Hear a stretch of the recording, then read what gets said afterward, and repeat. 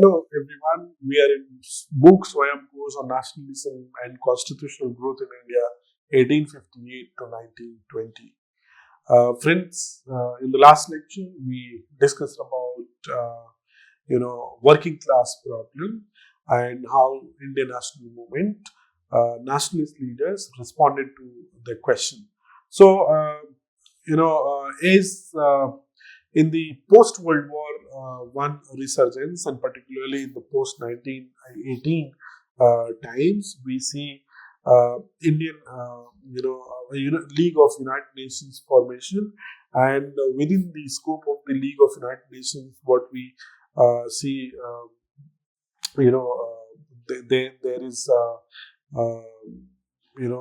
that League of Nations taking care of international labor organization, formation of international labor organization, which is particularly dedicated for the rights of the laborers by coming up with international labor standards and extending the rights globally and universally to the workers.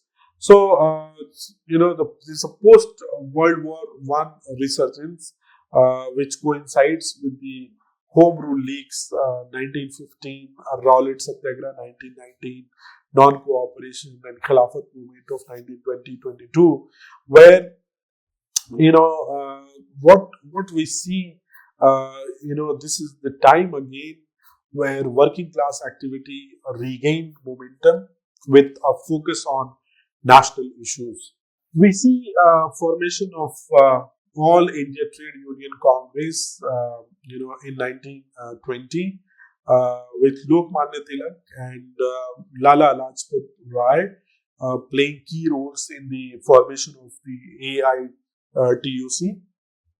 Dewan Chaman Lal becomes the General Secretary of AITUC, and also Lala Lajpat Rai emphasizes the urgent need for organized labor on a national scale and worker involvement in the nationalist politics. So, as I said, that how in the post 1919 time, workers started becoming part of the mainstream national politics, and they started calling for boycott and also engaging into many of the activities. And if you see that this AITUC manifesto, which encourages the workers to organize on a national scale and actively participate in nationalist politics, Lala Lajpat Rai, stresses the inseparable link between political freedom and economic freedom. And indeed, it is one of the important, point that social freedom, political freedom, or economic freedom, it is intertwined. It is interlinked. It is inseparable because separation of politics from economics simply means that politics doesn't have to do anything with economics, or economics have nothing to do with politics.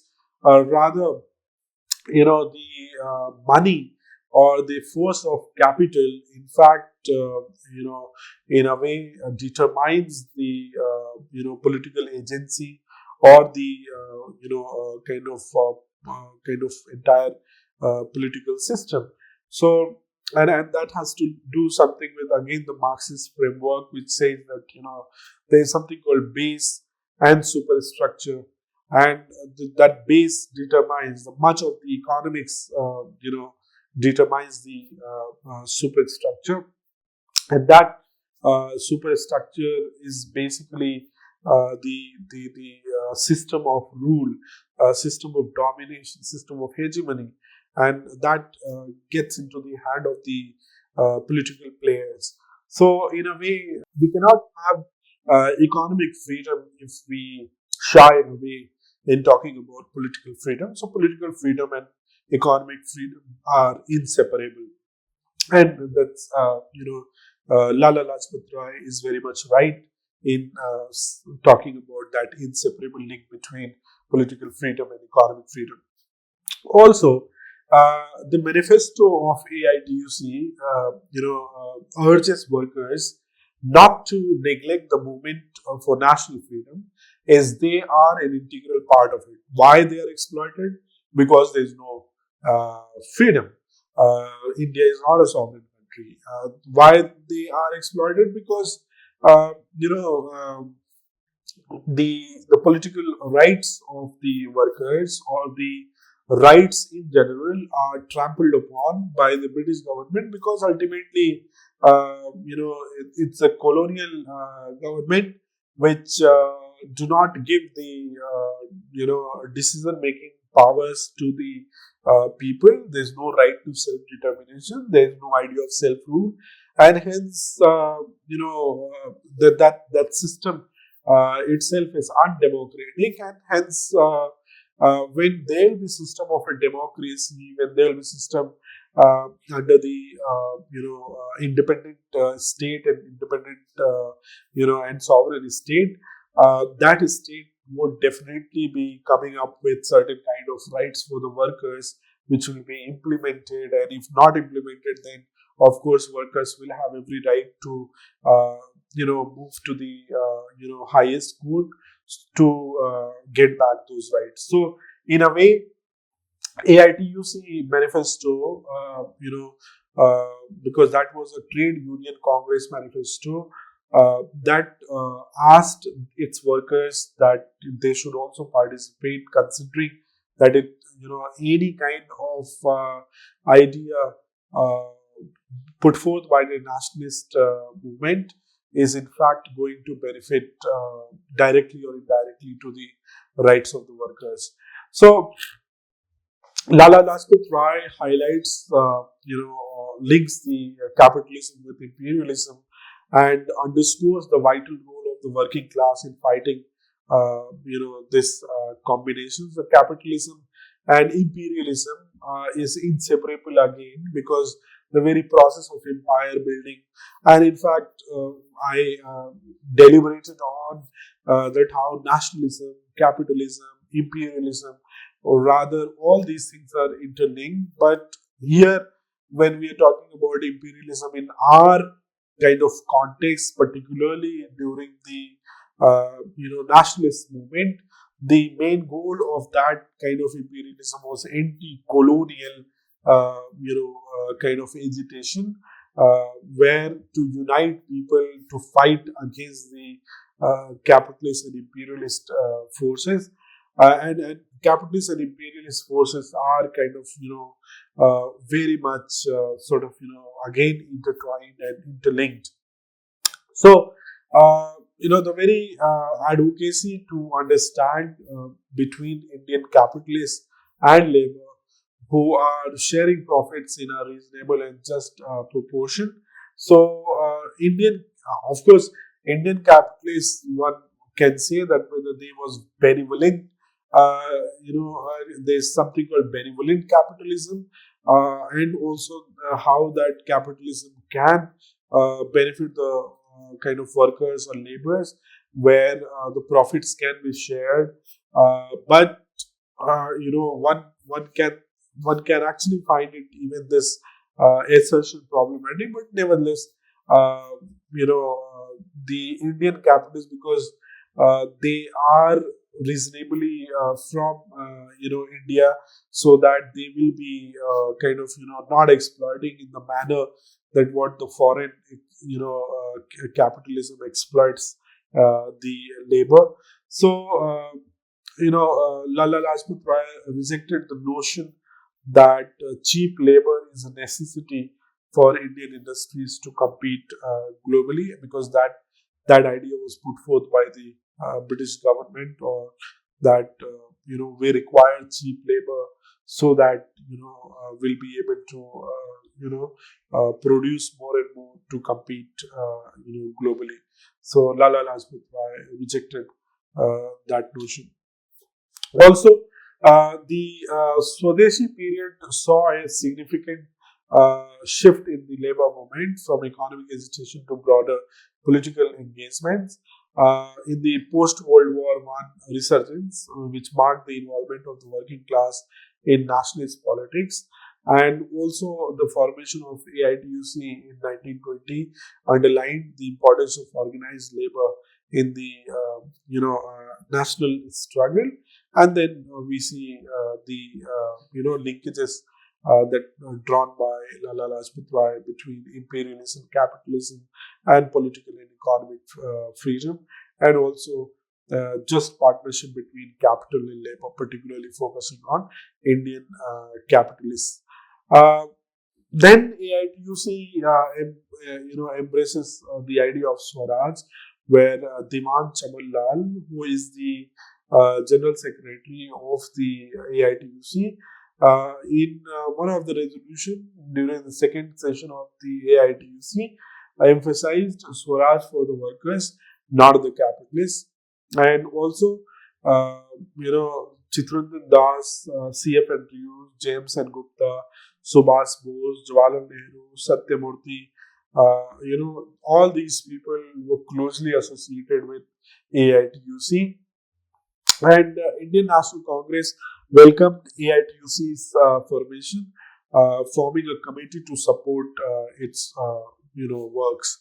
And by 1920, there were 125 unions with a total membership of 250,000, and workers actively participated in major national political events such as the April 1919 strikes in Ahmedabad and Gujarat. And railways workers engaged in economic demands and supported anti-colonial mass struggles between 1919 and 1921.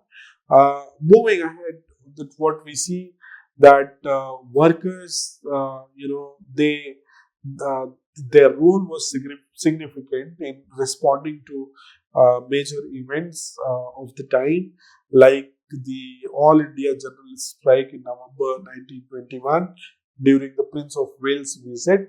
And also workers associated their struggle with the larger political agitation for Swaraj. So, in a way, whenever there's any kind of event where workers can, agitate uh, against the any high level official visit from the England, so that they can highlight when the media comes to see the misery and conditions of the workers. That can be popularized in the Western media, and then Western media's attention would pressurize the British government to kind of to make India a free country. So if we see again, in Bardoli, Gandhiji's involvement, though it started in 1928, but by the time of the 1922, only Gandhi wanted to start Bardoli, through civil disobedience. But nevertheless, by 1918, only Gandhiji founded the Ahmedabad Textile Labor Association, which became one of the largest trade union at the time, with 14,000 workers. And the emphasis that Gandhi's philosophy of trusteeship and arbitration was given, emphasis, by reflecting on Gandhiji's philosophy of labor.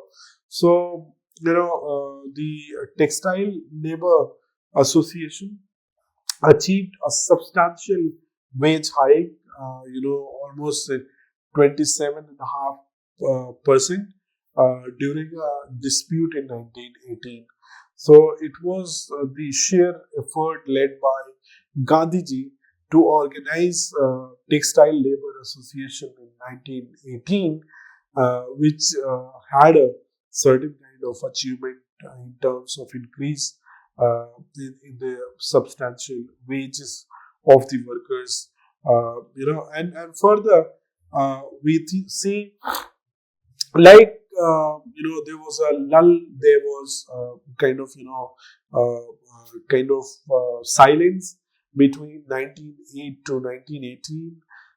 We also see, post 1922 lull and economic struggle, and that has to do something with, again, 1922 is the time when Gandhi, sort of started rethinking about any kind of non-cooperation movement or Khilafat movement kind of, movement on a large scale. So, after 1922, a lull in the working class movement was with a focus on purely economic struggles. Uh, but the next wave of activity emerges towards the end of the 1920, driven by a powerful left bloc in the nationalist movement. So, this is again, kind of one very major point that, powerful left bloc is now going to emerge is a kind of ideology which is going to remain very solid and honest in terms of the matters of rights of the workers and also bettering their condition.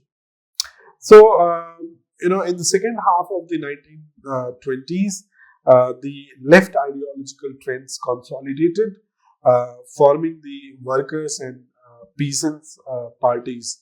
So, and this has to do something with the communist influence in trade unions, by strengthening after the historical general strike by textile workers in Bombay, April-September 1928. So again, if we see that the workers and peasant parties, WPP, that gained strength within the Congress organization at provincial and all, India levels. So gradually, this WPP and also various organizations, they started getting certain kind of prominence and certain kind of attention by the nationalist leaders.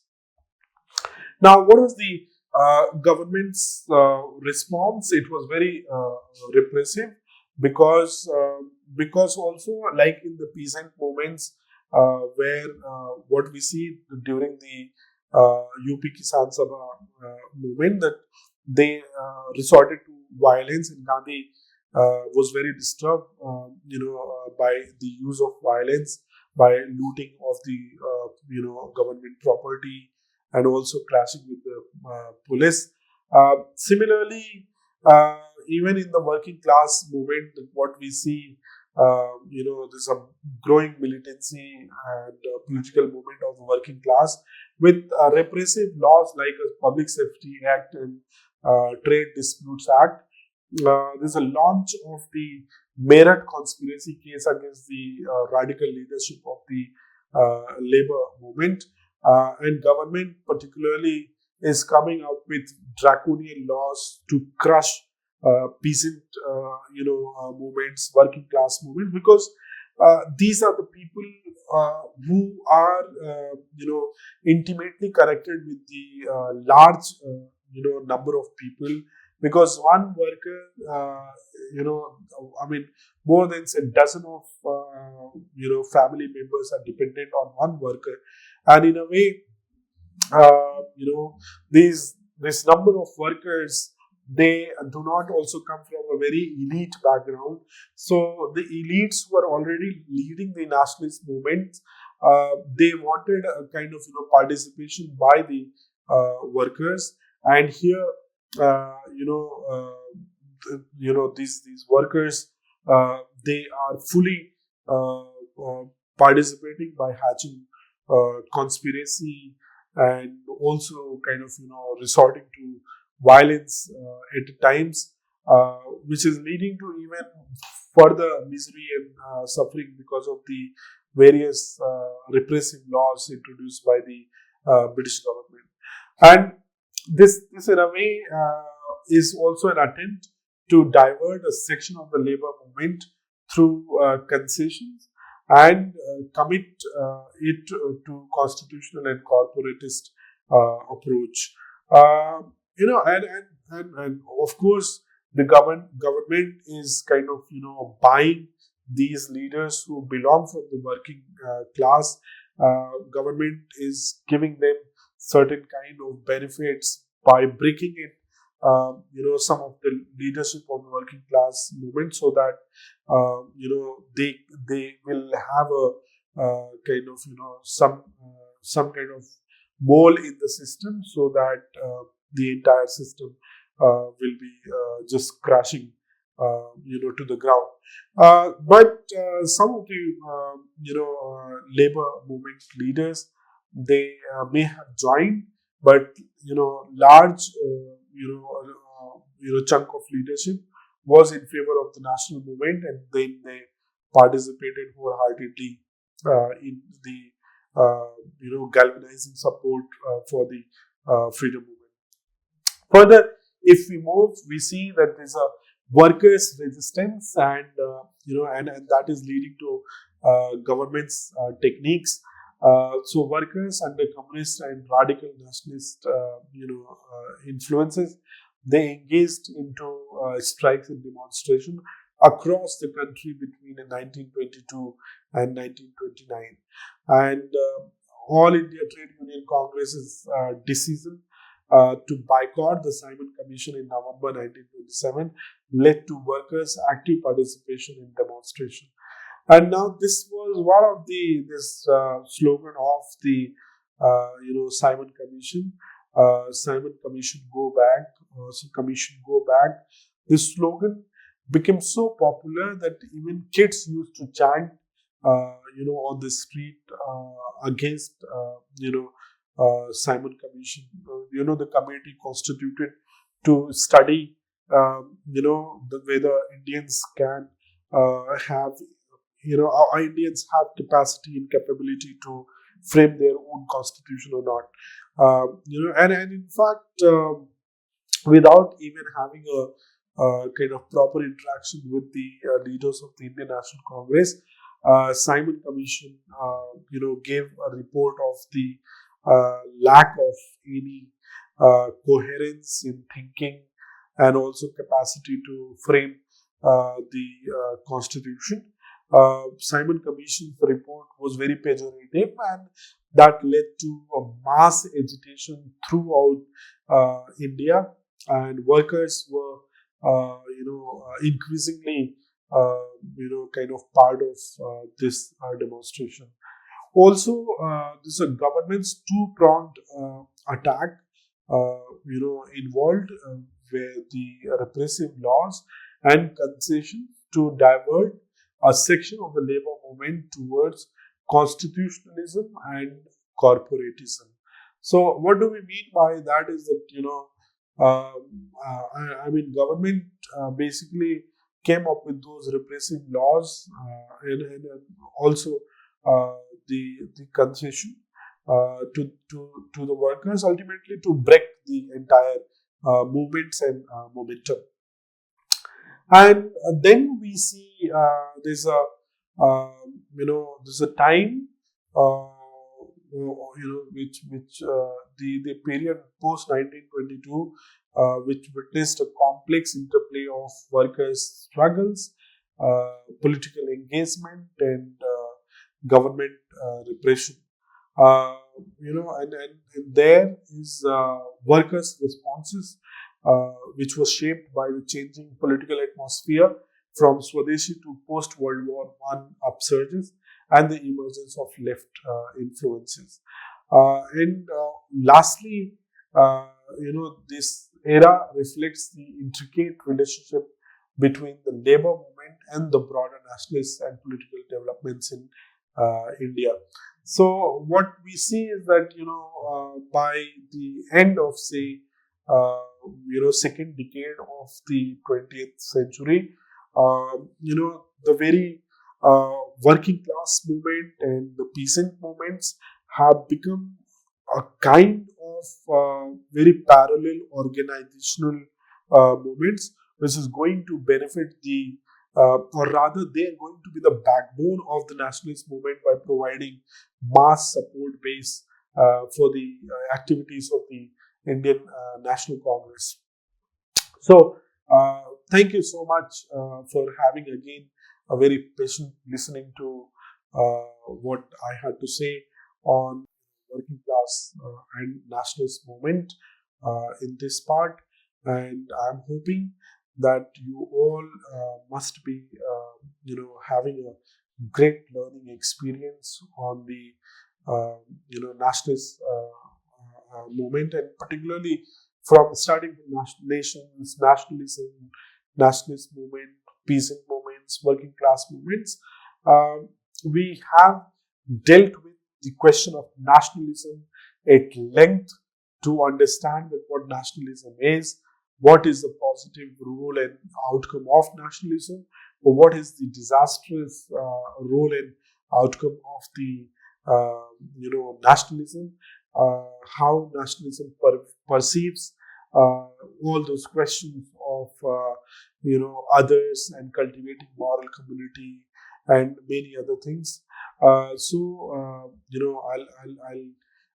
stop here.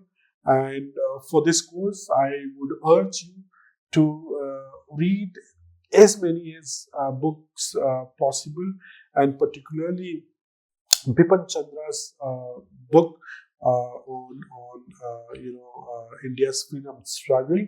This is one of the a very dense book, employing historiographical method, but also in a way kind of written from certain kind of ideological bent of mind, by addressing some of the prominent question where nationalist historiography was unable to address.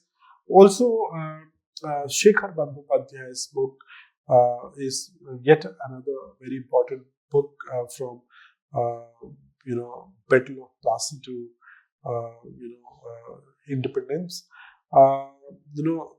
There's another book by Sumit Sarkar, which is called Modern History of India, from 1858 to 1947, if I am not wrong. And also, on the question of communalism, for an example, communalism and nationalism, Romila Thapar has written extensively. There's another scholar, called R.S. Sharma, who has deliberated on communalism. There's another scholar called Irfan Ali Engineer and Asghar Ali Engineer, Ram Puriani, Ziaul Salam. All these people have written on the question of nationalism and communalism and radical nationalism and cultural nationalism. So all these topics can be taken care of, and of course I'll be providing the material on the list of the books which students must read to have a the understanding of some of the important questions related with this course. So I end here with the hope that you all are going to have a great understanding and great learning of the history of India from 1858 to 1920, but also the history of India prior to 1858, which had consequences and repercussions on the post 1858 phase. So thank you once again. Have a happy learning.